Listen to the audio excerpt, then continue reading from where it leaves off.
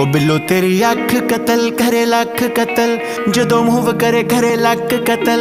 असला भी लोड़ करे टल जा छड़ अखा नाल करने तू बस। ओ बिल्लो तेरी अख कतल करे लख कतल, जदों मूव करे करे लख कतल। असला भी लोड़ करे टल जा छड़ अखा नाल करने तू बस कतल। 47 है वेट 47 नू मार कले MG दे पट्टे जियां जुल्फां ते हार करे। मारेंगी तू किसे नू बरूद दी पुड़िए नकरा बरहटे